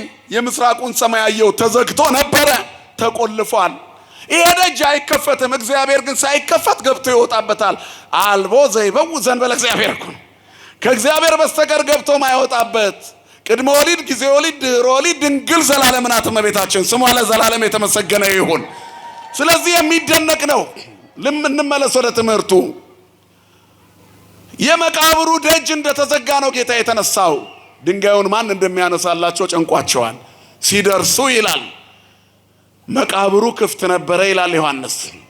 ማርቆስ መልአኩ ድንጋዩን አንከባሎ ተቀመጠበት ይላል። ሁለቱም የተመቸ ነው። ባጭሩ ክርስቶስ ሲነሳ ግን መቃብሩ እንደተዘጋ ነው። ግቡና ሕያውን ከሙታን መካከል አትፈልጉት፣ እሱ በመቃብር ስፍራ የለም። አንዳንዴ በመቃብር ውስጥ ጌታን የሚፈልጉ ሰዎች አሉ። ከሌሎች ክርስቲያንን ከሚሉ የእምነት ተቋማት ጋር ትልቁ ጸባችን ይሄ ነው። ክርስቶስ የሞት መንደር ላይ የለም። እኛ ቤተ ክርስቲያን ውስጥ ክርስቶስ ያለው ቤተ መቅደስ ውስጥ ነው። መቃብር ስፍራ የለም። መቃብር የሞት አገልግሎት ነው። የሞት አገልግሎት ስጋዊ ዘመቻ ነው። አይሱዙ ነበረ ጌታ ባስ ይጨምርልሃል ማለት የሞት አገልግሎት ነው። እግዚአብሔር ለቁሳቁስ አልሞተም። እግዚአብሔር ለኛ ሕይወት ነው የሞተው። ክብርና ምስጋና ለስሙ ይሁን። ትልቁ ጉዳይ መንግስቱንና ጽድቁን ነው። እሱ መንግስቶ ወጽድቆ ወስሰ ኩሎ ይትፌሰክ ለክሙ ነው። አስቀድማችሁ መንግስቱንና ጽድቁን ፈልጉ፣ ሌላው ትርፍ ነው። በዝናብ አብቅሎ በፀሐይ አብስሎ የሚመግበን ትርፍ ነው። መልበስ ማጌጣችን፣ የፊታችን መውዛት ትርፍ ነው። መጥገብ፣ መብላት፣ መጠጣት፣ መርካታችን ትርፍ ነው። ዋናው እሱ የተሰጠን የሕይወት እንጀራነቱ ከሰማያት የወረደ ምግብነቱ እሱም መልበስ ነው። ዋናው የጨፈገገውን ፊት የሚያፈካ ሐዘን ትካዜን የሚያስወግድ የደከመ ጉልበትን በፍቅሩ የሚያድስ የክርስቶስ ሥጋና ደም ነው። አነ ውእቱ ውስተ ሕይወት ዘወረደም ሰማያት ዘበላ ሥጋዬ ወሰትየ ደምየ ቦ ሕይወት ዘላለም። ሥጋዬን የበላ ደሜን የጠጣ የዘላለም ሕይወት አለው፣ ከሞት ወደ ሕይወት ይሻገራል የተባለው የክርስቶስ ሥጋና ደም ትልቁ ሕይወታችን እርሱ ነው። የፊታችን የሚያፈካው ለምን አዘንሽ? ለምን አዘንክ? ርስቴ ጉልቴ ተነካብኝ፣ የነገ ማንነቴ ምንድነው ብለህ ለምን አዘንክ? ይሄ ትርፍ ነው። መጀመሪያ የደስታ ምንጭ ክርስቶስን ፈልገው። ፈውስ ክርስቶስ፣ ሕይወት ክርስቶስ፣ መድኃኒት ክርስቶስ፣ በረከትና ሀብት ጸጋና ረድኤት እርሱ ነው። እሱን ስናገኘው የሰማይ ጸጋ ብቻ ሳይሆን የምድርን በረከት ይሰጠናል። እመሰ ፈቀድክሙ ወሰማይክሙኒ በረከተ ምድር ትበልዑ ነው። እሺ ብትሉኝ እኔም ብትሰሙኝ የምድርን በረከት ትበላላችሁ። የሰማይም ጸጋ የኛ ነው። መንግስቱና ጽድቁን ፈልጉ። ይሄ ሕያውን ከሙታን መካከል አትፈልጉት። ገንዘብ ኪሳችሁን ስለሞላው እግዚአብሔር ከእናንተ ጋር አለ ማለት አይደለም። ፎቅና መኪና ስላላችሁ እግዚአብሔር ባረካችሁ ማለት አይደለም። ይሄንንማ አሕዛብም ከእናንተ የተሻለ አላቸው። እግዚአብሔር ነፍስን የሚያረሰርስ ውስጥን የሚገነባ ህሊናን የሚማርክ አይምሮን በሚያልፍ ሰላም ቤታችንን የሚሞላ አምላክ ነው። ክብርና ምስጋና ለስሙ ይሁን። መጀመሪያ እሱ ነው ለኛ ትልቁ ደስታ። ገንዘብ ደርድረው የሞት ቀናቸውን የሚቆጥሩ ስንት ሰዎች አሉ መሰላችሁ? በሀብታቸው ብዛት እርካታ ያጡ ሰዎች አሉ። የመጀመሪያው እርካታ እግዚአብሔርን ማግኘት ነው። ሙታን መካከል የለም፣ ክርስቶስ ተነስቷል፣ ሂዱ አሏቸው። ጠላት ቀድሞ ሰምቶ ነበር። እየሮጡ ሄዱ። መላእክትን አገኘናቸው፣ እሱ በዚህ የለም ተነስቷል አሉናል። ይህንን ተናግረው ቅዱሳት አንስቱ ጴጥሮስና ዮሐንስ ወደ መቃብሩ ስፍራ እየገሰገሱ መጡ። ሁለቱ ሲገሰግሱ ሉቃስና ቀለዮጳ ደግሞ እነዚህ ሰዎች የሚያወሩት ነገር ምን እንዴ? ዓርብ ያን ሁሉ መከራ ሲቀበል አይተነው ሰው እንደዚህ ተደብድቦ ተቀጥቅጦ ተገርፎ መከራ ተቀብሎ 6666 ጅራፍ ያረፈበት ሰው እንደገና ሞቶ ወደ መቃብር አስገብተ ነው ተነስቷል ይሉናል እንዴ? ምን አይነት ነገር ነው ብለው ትተው ወጥተው መሄድ ጀመሩ። አላመኑ። 3 ዓመት ከ3 ወር የዋለበት የዋሉ ያደረበት ያደሩ የ4 ቀን ሬሳ አልዓዛርን ተነስ ሲሉ ቆመው የሰሙ መቃብር ከፍቶ መግነዝ ሲፈታ በዓይናቸው ያዩ በናይን ከተማ ቃሬዛውን ነክቶ ያችን ብላቴና ልጇን አንድ ልጇን ብላቴናዋን ለዛች ሴት ይፈውስላት በዓይናቸው ያዩ ወለተ ኢያኢሮስ ገብቶ ቤት ገብቶ አስከሬኗ ታጥቦ በክር ታስራ ወደ ሳጥን ልትገባ ያለች ብላቴና ተነሽ ብሎ ለእናት ለአባት ሲሰጥ በዓይናቸው ያዩ የባህሩ ገመገም ላይ አረፋውን እየረገጠ የሞቱን ወጀብ እየሰነጠቀ ሲመጣ በዓይናቸው ያዩት ባለ ግርማው መድኃኒት ዓርብ ስለቆሰለ ብቻ በዛው ሞቶ ይቀራል ብለው ተጠራጠሩ። በዚህ ሁሉ ታምራት ውስጥ እምነታቸውን ከፍ የሚያደርግ ነገር ጠፋ። ምን ጥቅም አለው ብዙ መመላለስ? ዋናው መመለስ ነው። ምን ጥቅም አለው ቤተ ክርስቲያን ውስጥ ረጅም ዘመን መኖር በሕይወት ካልተመላለሱ? ለእውነት እንዳትታዘዙ ማን አዚም አደረገባችሁ? ከዚህ ቤት የሚወጡ ሰዎች ያሳዝኑኛል። የበግ ለምድ በለበሱ ተኩላዎች ተስበው ትክክለኛዋን ርትዕት የተዋህዶ ስብከት ሳይሰሙ የቀሩ። ይሄ ቤት የሚወጣበት ሰው የሚገባበት ቤት ነው። ከገቡ የማይወጡበት፣ ከጸደቁ የማይኮነኑበት፣ በእርካታና በሰላም የሚኖሩበት፣ ሐዘንም ቢሆን ደስታ በልክ የሆነበት የሰማይ ናፍቆት ያለበት ቤት ነው ተዋህዶ። ክብርና ምስጋና ለአምላካችን ለእግዚአብሔር ይሁን። ተዋህዶ እንደዚህ ነው። ክርስቶስን በመስበክም ቢሆን እንደኛ እንዲህ የሚሰብክ የለም። እስኪ እዚሁ ከተማችሁ ውስጥ ስሙ። እንዲህ በቀጥታ ወንጌሉን ተራ በተራ እየተብራራ ይሰበካል ሌላ ቦታ የለም። በየመሃሉ ዘራፍ ነው። የትኛው አንቀጽ ተነቦ ያውቃል? ክርስቶስ በትክክል ከልደቱ እስከ እርገቱ ብስራቱን፣ ልደቱን፣ ጥምቀቱን፣ ተአምራቱን፣ ስቅለቱን፣ መከራውን፣ ሞቱን፣ መቃብሩን፣ ትንሣኤውን የምትሰብክ በተግባር ቤተክርስቲያን ናት። ማን ይመስገን? ክብርና ምስጋና ለአምላካችን ይሁን። እንዲህ ነን እኛ። ገና እርገቱን እናያለን። ቢታንያ ተራራ ላይ ቆመን ተዋህዶ ናት። ተዋህዶ የበጎች በረት ነች። ጌታ የሚወለድባት ግርግም ይገርማል። የከብቶች በረት ናት ተዋህዶ። እዚህ ውስጥ ነው ክርስቶስን ሕፃኑን ተኝቶ የምናገኘው። ተዋህዶ ጽርሐ ጽዮን ናት። ሰላም ለእናንተ ይሁን የሚለውን የምስራች ድምፅ የምንሰማባት፣ ሐዋርያት ያሉባት፣ አጥር ቅጥሯ ዙሪያው መላእክት ያሉባት ተዋህዶ እዚህ ነች። ተዋህዶ የመቃብር ስፍራ አይደለችም። ጽርሐ ጽዮን ነች ተዋህዶ። ተዋህዶ የቢታንያ ተራራ ነች። ጌታ ሲያርቅ ቆማ ታያለች። የተቸነከረው የችንካሩን ምልክት ታያለች፣ ታሳያለች። ክብርና ምስጋና ለአምላካችን ለእግዚአብሔር ይሁን። ስለዚህ ዓለም ያጠወለገቻቸው ሰዎች ትኩረታቸው ክርስቶስ ይሁን። ይፈካል። እሱ የጨፈገገውን ፊት ያፈካል። በመጨረሻ እነዛ ሁለቱ መንገዳቸውን ጀመሩ። ዮሐንስና ጴጥሮስ ሄደው የሆነውን ነገር አይተው አደነቁ። የተልባ እግር ፈትል የሆነውን ጨርቅ አነሱ። ጴጥሮስ ቀድሞ ገባ። ዮሐንስ መቃብሩ ጋር ቀድሞ ቢደርስም ለታላቁ በር ቆሞ ጠበቀው። ከዚያ በኋላ ሁለቱም አይተው ተደንቀው እነሳለሁ እንዳለ ትዝ ብሏቸው ተመለሱ። ቅዱሳት አንስቱም እዛ ናቸው። ማርያም ግን አልሄደችም። በመቃብሩ ስፍራ እንደገና መዞር ጀመረች። ጉዞር ብላ ስትመለከት ነጫጭ የለበሱ መላእክት ለምን ታለቅሻለሽ አሏት። ጌታዬን እኮ ወሰዱት፣ ከዚህ የት እንዳኖሩት አላወቅኩም አለች። የመጀመሪያዋ ቤተ ክርስቲያን በሐዋርያት አእምሮ ስትሳል መግደላዊት ማርያም አብራ ነበረች። 7 አጋንንት ያሉባት፣ መናፍስት የሰለጠኑባት፣ ዝሙትና ትውዝፍት፣ ቅንዓትና ነውር በውስጧ የተሞላባት ይህቺ ሴት ክርስቶስን ስታገኘው ሁለመናዋ ተቀርፎ አዲሱን ልብስ ለብሳ ከክርስቶስ ጋር ከቅዱሳት አንስት ጋር ክርስቶስን የምትከተል ሆነች። ከሚያገለግሉ 36 ቅዱሳት አንስት መካከል አንዷ ሆነች። እግዚአብሔር ገመና ሸፋኝ አባት አይደል? ሐዘን ትካዜዋን አራቀላት። የሰለጠኑባትን አጋንንት አስወገደላት። ተናዳፊና ተናካሽ መንፈሰ ጽርፈት የነበረባት ሴት በጎ በጎ የምትናገር ሆነች። ይሄ ሁሉ ፍቅር በውስጧ አለ፣ ውለታው አለባት። ስለዚህ ትፈልገው ጀመር፣ ግን ቦታው ልክ አይደለም። በኋላ ዘወር ስትል ራሱ ኢየሱስን አየችው፣ ግን አላወቀችውም። አንቺ ሴት ስለምን ታለቅሻለሽ አላት አጽናኙ አባት። በትክክለኛው የሐዘን ጎዳና ላይ ስንቆም ሊያጽናናን ይመጣል። ለስጋዊ ምቾትና ተርላ እግዚአብሔር ላይ ከተነጫነጭንበት እግዚአብሔር ወደኛ ቤት አይመጣም።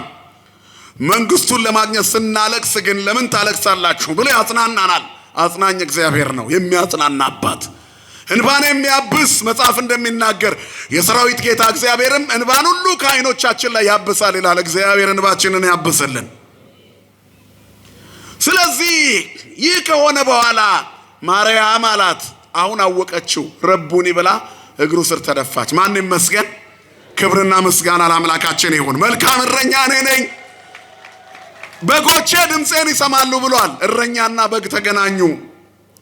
በአባታዊ ድምፁ ሲጠራት በልጅነት ድምጿ መምህሮ ያለችው ሂጂና ለወንድሞች ንገሪ አላት። ይህንን ከነገራት በኋላ የኤማውስ መንገደኞች በመንገዳቸው እየተወለጉ ይሄዱ ነበር። ሌሎቹ ተውላጎች እነሱ ናቸው። እንደገና በመንገዳቸው ላይ ክርስቶስ መጣ። አልፎ የሚሄድ መስሏቸዋል። ከዚያ በኋላ እያወሩ የሚሄዱት ስለ ክርስቶስ ነው፣ ስለ መከራው። ግን ትንሣኤውን ሰምተዋል፣ መቀበል አቃታቸው። እየሄዱ ልክ መንገደኛ መሰላቸው። ምንትኑ ውእቱ ነገር ምንትኑ ውእቱ ዝንቱ ነገር እንዘ ትትናበቡ በበይናቲክሙ እንዘ ትትናገሩ በበይናቲክሙ ወእንዘ ታውሩ ትኩዛኒክሙ አላቸው። እናንተ ጠውላጎች ማለት ነው። እየተወለጋችሁ ፊታችሁ ጨፍግጎ አንገታችሁን ደፍታችሁ በመንገዳችሁ የምትናገሯቸው ነገሮች ምንድን ናቸው? ምንትኑ ውእቱ ዝንቱ ነገር፣ ይሄ ነገር ምንድን ነው? እንዲህ እርስ በራስ ያለ መደማመጥ ባለበት በሚመስል ሁኔታ እንዲህ ሆኖ እንዲህ ተገርፎ እንዲህ ቆስሎ እንዲህ መከራ ተቀብሎ እያሉ ነው የሚያወሩት። ደስ ይላል። ስለ መድኃኒት እያወሩ መሄድ ግን ወደ ሞት ነው የሚሄዱት። ከኢየሩሳሌም ወደ ኤማሁስ ይሄ ሳምንት የነሱ ሳምንት ነው። ከኢየሩሳሌም በስተምዕራብ ይሄዳሉ። ማታ ነው። ጠዋት ያ ሁሉ ነገር ተሰምቷል። መታገስ አቃታቸው። ትንሣኤው ማይሆን ነገር ነው ያከተመ ይመስለናል። ያ የተጎሳቆለ ሰውነት ሞትን ድል አድርጎ ይነሳል ማለት ዘበት ነው። ስለዚህ ይሄ እንዴት ይሆናል? ቀለዮጳ የሚባለው መልሶ ምን አለው? አንተኑ ባህቲትከ ነግድ ዘኢሃለውከ በኢየሩሳሌም፣ አንተ በኢየሩሳሌም እንግዳዋ ነህን? ሰሞኑን በኢየሩሳሌም የሆነውን ነገር አታውቅምን? ወኢያእመርከኑ ዘኮነ በውስቴታ በዝንቱ መዋዕል፣ በዚህ ሰሞን ኢየሩሳሌም በሙሉ እኮ የምታወራው ስለ አንድ አስደናቂ ነገር ነው። ከትላንትና ወዲያ ዓርብ መንገድ ለመንገድ እየተጎተተ የተደበደበ፣ በመቃናቱ የተደበደበ፣ ፊቱ እየታሰረ በጥፊ እየመቱት ትንቢት ተናገር ተብሎ የዘበቱበት፣ ምራቅ የተተፋበት የተንገላታ፣ የቀራንዮን ኮረብታ በቆሰለ ትከሻው እርጥብ መስቀል ተሸክሞ የወጣ ስለ አንድ ሰው አታውቅምን አሉት። በዚህ ሰሞን የሆነውን አታውቅምን? ምንድነው እሱ? ምንትኑ እቱ ምንድነው እሱ ብሎ ጠየቃቸው። በእንተ ኢየሱስ ናዝራዊ ብእሲ ጻድቅ ወነቢይ ካህሊ በምግባሩ በቃሉ ወበምግባሩ በቅድመ እግዚአብሔር ወበቅድመ ኩሉ ሰብ፣ በሰው ሁሉ ፊት በእግዚአብሔር ፊት ጻድቅ፣ በቃሉ ሁሉን ቻይ፣ እውር የሚያበራ ለምጻም የሚያነጻ፣ በተግባሩ ፈዋሽ፣ የተራበ የሚያበላ፣ 5 እንጀራና 2 ዓሣ ለ5,000 ሰው የመገበ 12 ያስተረፈ፣ ከ5 ዓሣ 12 ያስተረፈ ታምራዊ ካህሊ፣ በቃሉ ወበምግባሩ፣ በቃሉም የሚችል በስራውም የሚችል፣ በንግግሩ የሚደመጥ በተግባሩ የሚፈቀር፣ በመግቦቱ የሚወደድ፣ ዓለምን ሁሉ ያስከተለ እስራኤልን ይቤዣል ብለን አስበን ነበር። ደግሞ በጣም የሚገርመው ሴቶች አስገረሙን። መቃብሩ ቦታ ሄደው እርሱን አጡት። ነጫጭ የለበሱ መላእክት ተነስቷል አሉ ነው የሚሉት፣ ግን መናፍስትን ያዩ ይመስለናል። ስለዚህ አላመንም ነው። ይሄ ነው ያጠወለጋቸው።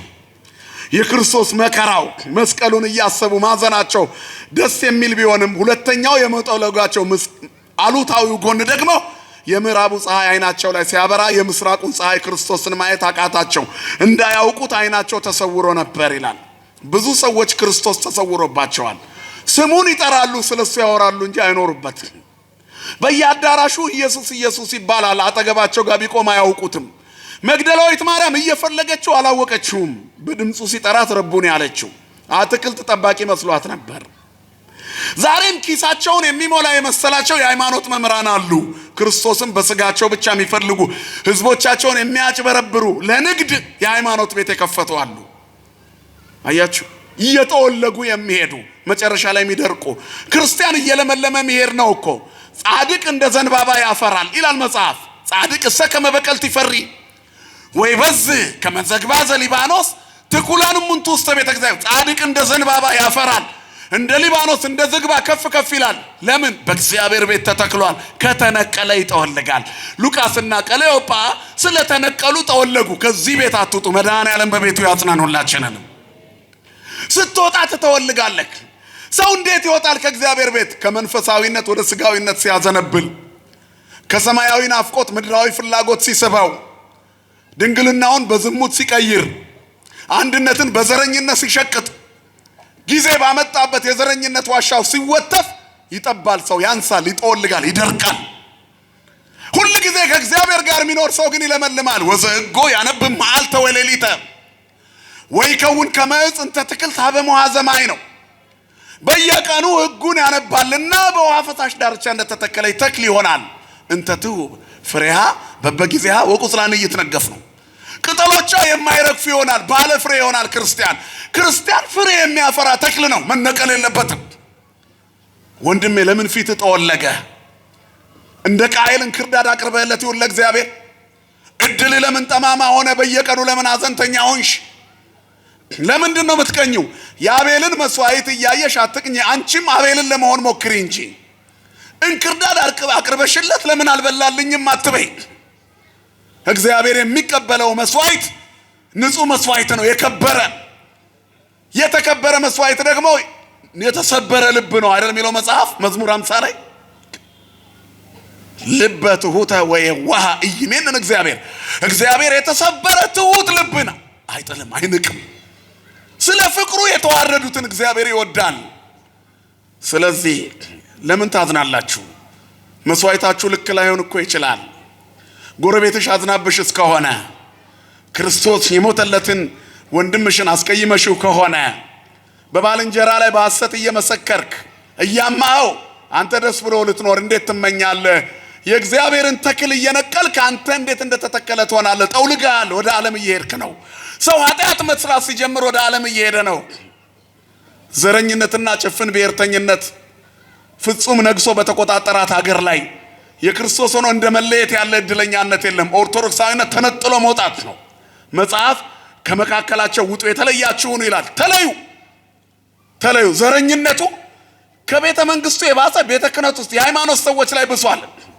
እርስ በራስ መጠራራት የክርስቶስ አይደሉም። እንደ ደቀ መዛሙርቱ እንደነዚህ እንደ ሁለቱ ጠውላጋ ሰባኪያን፣ ጠውላጋ መነኮሳት፣ ጠውላጋ ካህናት፣ ጠውላጋ ዲያቆናት ሞልተዋል። እንደኔ አይነቶቹ ዘረኞቹ፣ ክፉዎቹ፣ የጠወለጉት የክርስቶስ ሙቀት ያላለመለማቸው ተነቅለው ወደ ዓለም የሚሄዱ መድኃኔዓለም ይመልሰን ሁላችንንም። የዓለምን ጸበል ጸዲቅ እየቀመሱ በሰይጣን ጽዋ እየተጎነጩ የክርስቶስ ነኝ ለማለት የሚዳዱ ስንት ናቸው? ወንጌልን ለስጋዊ ክብር የሚሸቅጡ ክርስቶስን ይሁዳ እንደሸጠው ብለው ይናገራሉ። እነሱ ግን ሺህ ጊዜ የሚሸጡት ሰባኪያን ብዙ ናቸው። የሌላውን ቤት ትተን እኛስ በቤታችን ለክርስቶስ እንሆናለን ወይ? ንስሐ አባት እንኳን ለመያዝ የምንሮጠው የሀገራችን ቄስ ከመጣ ፈልገን ነው። በዘረኝነት የእግዚአብሔር መንግስት አይወረሰም። እከሌ ደስ ይላል ብለን አንመርጥም። አያችሁ፣ አብርሃም ለመልከጼዴቅ መስዋዕቱን ይዞ የሄደው እጅ መንሻ ይዞ የሄደው መልከጼዴቅ የዘር ሐረግ የሌለው ነበር። መጽሐፍ እኮ ነው የሚለው። ያቀረበለት የባረከው መልከጼዴቅ አብርሃምን የዘር ሐረግ የለውም። ምንድነው ቋንቋው? የዘር ሐረግ የለውም መልከጼዴቅ ምን ማለት ነው? ካህን ዘር የለውም። ዘረኛ ካህን ካለ ከስሯል። መቼም ክርስቶስን አያገኘውም። ጠውልጓል፣ እየደረቀ ነው። መድኃኔዓለም ካህናቶቹን ያለምለመልን። ዘረኛ ምእመን ካለ የሀገር ቄስ ናቸው ብሎ ፈልጎ መሄድ ካለ ጠውልጓል። አጠውልጉ። የዓለም ፀሐይ አይጠቅመንም። እውነተኛው ፀሐይ ክርስቶስ ያብራልን ለሁላችን። ከክርስቶስ ጋር መሆን ስጋን ከነክፉ መሻቱ ጋር መስቀል ነው። ያዘነው በራሳችን ኃጢአት ነው።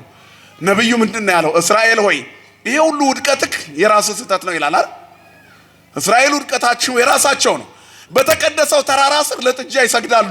ባህር የከፈለላቸውን እግዚአብሔርን ረስተውት እስራኤል ሆይ ከግብጽ ያወጣ ይሄው አማልክትህ ብሎ ጥጃ ሰጠ። በዝናብ ምግብን እንደ ዝናብ የሚያዘንብላቸው፣ ቃጠሎውን በደመና ዣንጥላ የሚጋርድላቸው፣ የአሸዋውን ግለት በደመና ምንጣፍ እየሄዱ እንዳያቃጥላቸው የተንከባከባቸውን እግዚአብሔር ረስተውት ለእጆቻቸው አምባር፣ ለእግሮቻቸው አልቦ፣ ለአንገታቸው ማርዳ፣ ለጆሮአቸው ጉትቻ ሰገዱ። ይሄ ተሰብስቦ ቀልጦ ጥጃ ሆነ።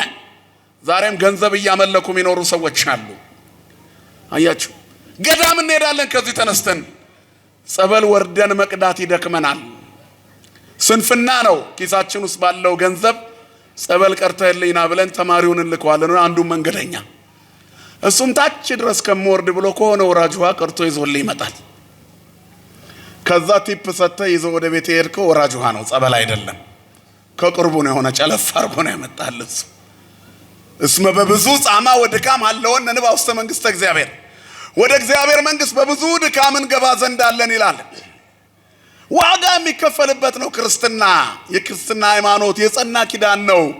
ጉዞው ረጅም ነው። አትፍሩ፣ እግዚአብሔር ያስጨርሳል። የልብ መዘጋጀት ከሰው ነው። የምላስ መልስ ከማን ነው? ከእግዚአብሔር ነው። እስከ መጨረሻ ሂዱ። አቋርጣ አትውጣ። ሄዳል ገዳም። በቃ ገዳም ከገባ በኋላ ወርደ ደጅ እጅ ነስተህ እምነቱን፣ ጭቃውን፣ አፈሩን ተቀብተው የተቀደሰው ውሃ የፈሰሰበትን ከቻልክ ተጠምቀ ቀድተህ እዛው አካባቢ ቆመ መግባት የማትችልበት ችግር ካለ አስቀድተህ እዛው ቆመሽ ያየሽ አስቀድተሽ መምጣት። ደካሞችን አይደለም የምለው ብርቱዎች ሆነን አረ ተውት። የቅዳሴ ጸበል ደጋግሞ ለሚቀዳልን ዲያቆን ቲፕ እናስለምደውና የመቅደሱን አገልግሎት ረስቶ ማንቆርቆሪያ ይዞ እኛን ሲፈልገን እኮ ይውላል። አንዳንድ ቀን ትልቅ ኪሳራ እኮ ነው። ከስረን እኛም የምናከስር ተላላፊ በሽታ መሆን ማለት ይሄ ነው። እሱን ቀምሷል፣ ተልእኮውን ይረሳል። ቲፕ የሰጡኝ አባቴ ታሉ ብሎ የማንቆርቆሪያው ጸበል ውሃ ይሆናል ያኔ። ምክንያቱም መድኃኒት የሚሆነው በእምነታችን ጥራት ነው። እየጎሰቆልን በሄድን ቁጥር እየላላ ይሄዳል። ጸበል ስር ተቀምጠው 5 ዓመት 7 ዓመት ቆየው የሚሉ በርካታ ሰዎች አሉ። እንደ መጻጉዕ ያሉ ተፈውሰው እንደገና የሚታመሙ እግዚአብሔር ጎብኝቷቸው ለምስጋና የማይቆሙ። እግዚአብሔር የተወለገ ተክል ከመሆን ይሰውረን ሁላችንንም። ስለዚህ እግዚአብሔር በመንገዳችን ይመጣል። ክስት ለእግዚአብሔር ፍኖተከ ወውእቱ ይገብር ለከ። እግዚአብሔርን መንገድህን ስጠው አደራ፣ እሱ ያደርግልሃል፣ ነገሮችን ያከናውንልሃል። ቸር አባት ነው። መንገድሽን ለእግዚአብሔር አደራ ስጪ። የልጅነት መንገድሽን፣ የወጣትነት መንገድሽን፣ የልጃገረድነት መንገድሽን ለእግዚአብሔር ስጪ። ሜዳ ላይ ራስሽን አትጣይ። የጎልማሳነት መንገድን ለእግዚአብሔር ስጠው። የወጣትነት መንገድን ለእግዚአብሔር ስጠው። በሸመገልክ ጊዜ ምራቅህ ይወፍራል። አየህ፣ ለሌሎች የሚተርፍ ይሆናል። እንትፍ ብለህ የምትመርቀው ፊቱ እንደ ፀሐይ የበራ ይሆናል። እደግ ያልከው ያድጋል። ተው ያልከው ይቆማል። ቃልህ ግዝት ይሆናል። እግዚአብሔር ቤት ቃል እግዚአብሔር እየተናገረ ያደገ አንደበቱ በቅድስና የተሞላ ነው። ክብርና ምስጋና ለአምላካችን ይሁን። ከቤቱ አይለየን መድኃኔዓለም። ስለዚህ ብዙ ጥያቄዎች ያለውን ፊታችን ጨፍግጓል። የጨፈገገው በእኛ ምክንያት ነው። ነጽሩ ነፍሰክሙ ወአንጽሑ ነፍሰተክሙ። ነፍሳችሁን ተመልከቱና ሰውነታችሁን አንጹ። ምንድነው የጎደለኝ? ለምንድነው ጸሎቴ የማይሰማ ኃይሌ ደካማ የሆነው? የእግዚአብሔር ፊት ለምን ጠፋብኝ? የሰማይ መንገድ ለምን ተሰናከለብኝ? ምን ነው ሰርቼ አላተርፍ፣ ደክሜ አልሞላልህ አልኩ። አመድ አፋሽ ለምን ሆንኩ? ምን ቢጎድልብኝ ነው? ምን ቢርቀኝ ነው እያለኝ እንደሌለኝ ሆንኩት? ሞልቼ ምጎድለው ብኩንም ሆነው ለምንድን ነው? እኛ ውስጥ ነው ያለው ችግሩ። እኛ ያላራገፍነው ነገር ከውስጣችን አለ። ሰውየው ትልቅ ድግስ ቤት ተጠርቷል። ድግስ ቤቱ በጣም ያምራል። ሁሉም የክት ልብሳቸውን አሳምረው ለብሰዋል። እሱም እንዳቅሙ ያለውን ግጥም አድርጎ ለብሷል። ነገር ግን በለበሰው ልብስ ውስጥ ረጅም ዘመን ከእግሩ አልወጣ ያለችዋን ካልሲ አዲስ ጫማ በላዩ ላይ አድርጓል። ካልሲ ሳይቀይር እና ከእግሩ ተለይታው ማታውቀው ካልሲ እግሩን ባነሳ ቁጥር የሚወጣው ትንፋሽ አካባቢውን ይረብሽ ጀመር እና አጠገባቸው ጋር ሄዶ የሚቆማቸው ሰዎች እያሉ ይሸሹታል። አንድ ወዳጅ ጠጋ ብሎ ምን ነው ሰው አፍንጫውን እየያዘ ይሸሸኛል? እንደነሱ ሽክ ብዬ ለብሻለሁ፣ ሽቶ ተቀብቻለሁ። አይደለም የሆነ ነገር አለ። ተመልከት እስቲ ጫማ ኧረ በጭራሽ ይሄው ተመልከት ጫማውን። አዲስ ጫማ እኮ ነው የገዛሁት። ይሄው ካላመንክ ካልሲውማ የድሮው ነው አለ። ታዲያ እሱ እኮ ነው አካባቢውን በሙሉ የበከለው። ውጣና ሌላ አዲስ ገዝታ አድርገና አሉት። ሄዶ አድርጎ መጣ። አዲስ ካልሲ፣ ነጭ ካልሲ እንዲታይ አድርጎ ደስ አላቸውና ሲቀርቡት አሁንም ሽታው አለቀው ብሏል ሰውየው። አንተ ሰውዬ ያለው ጓደኛው ጠርቶት፣ ሰው ሚልን አሰማም ወይ? ካልሲ ይሄው ቀይራለሁ እኮ ተመልከት ነጭ እንዴ። ታዲያ እዛኛው ላይ ደርበህበት? ኧረ አልደረብኩበትም። ካላመንክ ይሄው ኪሴ ውስጥ ይዤዋለሁ ብሎ አውጥቶ አሳይ።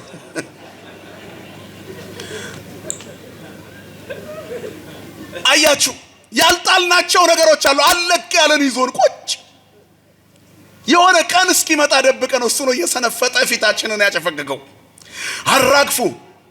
ነውራችን በሙሉ ከኛ ላይ ይወገድ። ሸክማችን ይራገፍ። ንስሐችንን የምንቀንሰው አይኖር። የሆነ ነገሮች ሽቀስ አትናገር፣ እሱ እየሸተተ ፊትህን ያጨፈግገዋል። የክርስቶስ መዓዛ በሰውነታችን እንዳይገለጥ የከለከለን ኃጢአት አለ። ትንሽ የሚመስል ትልቅ። አስግሩ ለነ ቆናጽለ ንዑሳነ እለ ያማስኑ አጸደ ወይንነ ወአጸደ ወይንነ ይጽጊ። ወይናችን ያብብ ይላል፣ ያብብ ዘንድ ሚላል። ጥቃቅን ቀበሮዎችን አጥምዳችሁ ያዙልን። ተራ ብለን የምናስበው ስህተታችን የእግዚአብሔር መንግስት እንዳንወርስ ያደርገናል። በቤታችን ውስጥ መገለል ያደረግንበት ምናልባት ከቤተሰባችን ያልሆነ ሰው ይኖር ይሆን? በፍርፋሪ የወረወርንለት ንቀን የምናስቀምጠው ሰው ከልጆቻችን በመለየታችን ምክንያት ልጆቻችን ጤና እያጡብን ከሆነስ? ቤታችን ሰላም እየደፈረሰ ከሆነ አስባችሁታል? እያበላ ነው እኮ ነው፣ ግን ውስጣችን ጠርቶ ስለማናደርገው የሆነ እንከን ቤታችን አስቀምጧል። እንደ ካልሲው ሽታ ሁለንተናውን ለብሶ ይዞታል ከኋላ። ክፉ አመል ካልተለቀቀ ጥቅም የለውም። ስለዚህ ክፉውን ሽታ አስወግዱ፣ መድኃኔዓለም ከላያችን ላይ ያርቅልን። ያ ከቤተ እግዚአብሔር የመነቀል ነገር ያመጣል። ስለዚህ ደቀ መዛሙርቱ ውስጣቸው አንድ ነገር አለ፣ ትንሣኤውን አለማመን። ሉቃስና ቀለዮጳ ስለዚህ ወደ ምዕራብ ሄዱ። 11 ሰዓት እየመሸባቸው ነው። እናንተ የማታስተውሉ ክርስቶስ የመጣው ሊሞት ነው። ስለ ሙሴ ስለ ነቢያት ስለ እሱ የተነገረውን አታስተውሉምን? ክርስቶስ ይሰቀል ዘንድ እንዳለው፣ መከራ ይቀበል ዘንድ እንዳለው፣ ተላልፎ ይሰጥ ዘንድ እንዳለው እንዴ ካሊ ወጻድቅ በምግባሩ ብላችሁ የመሰከራችሁለት ጌታ የመጣው ሊሞት ነው። ሞቱ ግን መቃብርን ኃይል ለመሻር እንጂ በዛው ለመቅረት አይደለም። እግዚአብሔር ሞተ ስንል በዛ የሚቆም አይደለም። ተነሳ የሚል ቃል እየተናገርን ነው። ክብርና ምስጋና ለስሙ ይሁን አባቶቻችን አምላክ ሞት ይዘው ዘንድ የማይቻለው። ስለዚህ ተረከላቸው ጀመረ። እያንዳንዱን ነገር ተረከላቸው። ወአዘ ይፈክር ሎሙ ይተርክላቸው ጀመር። ከሙሴና ከነቢያት ስለ መጻሕፍት የሚተርኩትን ስለ እርሱ እየገባቸው ሲሄድ ወደ መንደራቸው ደረሱ። እየመሸ ነው። ንበር ምስሌነ እስመ መስየ ወተቆልቆለ ፀሐይ አልፎ መሄድ ሲመስላቸው ግድ የለም እየመሸ ነው ከኛ ጋር እደር አሉት። ትርጉሙ ይገርማል። እየመሸብን ነው ማለት ነው። ሰው ከእግዚአብሔር ሲርቅ ይመሽበታል። ጌታ ሆይ እየመሸብኝ ነው፣ ፊቴ እየጠቆረ ነው፣ እየጠወለኩ ነው፣ ዓለም እያጠወለገችኝ ነው፣ ዓለም ልመኝ፣ ወደ ሕይወት የገባ በሉት ክርስቶስን። በቅድስና ወደኛ ይመጣል። በትዳራችን እግዚአብሔር ይግባልን፣ በኑሯችን ይግባልን፣ በቤታችን ይግባልን። በሁለንተናዊ እንቅስቃሴያችን ማን ይግባልን? ወደ ቤታችን ወደ ሕይወታችን ማን ይግባ? መድኃኔዓለም ከሁላችን ጋር ይሁን። ወደ ቤታቸው ገባ። መጻሕፍትን ያስተውሉ ዘንድ ዓይናቸውን ገለጠላቸው፣ ባረከላቸው። እርሱ እንደሆነ አወቁት። ሳናውቀው እንዳናመልከው አውቀነው እንድንኖርበት መንፈሳዊ ጥበብን ያድለን። በሰማነው ቃል ይባርከን። ትካዜያችንን ያስወግድልን፣ መጠውለጋችንን ያለምልምልን። በሰላም በሕይወት በፍቅር በስምምነት ይጠብቀን። ሀገራችን ሰማይን እናታችን ድንግል ማርያምን የምንናፍቅ እኛ ኦርቶዶክሳውያን ክርስቲያኖች እዚህ እንደተሰበሰብን በኢየሩሳሌም ሰማያዊ ተሰብስበን ለመዘመር እንድንበቃ የአብ ጸጋ የወልድ ፍቅር የመንፈስ ቅዱስ ኅብረት የድንግል ማርያም ጸሎትና ምልጃ የቅዱሳን መላእክት ጥበቃ የአበው አማላጅነት አይለየን። ክርስቶስ ተንሥአ እሙታን አሰሮ ለሰይጣን ሰላም ኮነ። የትንሣኤያችን በኩር የፍጥረት ሁሉ ጌታ ሙስና መቃብርን አጥፍቶ ሞትን ድል እንደነሳ ኃጢአታችንን ድል የምንነሳበት መንፈሳዊ ኃይልን ያጎናጽፈን። ይቆየን።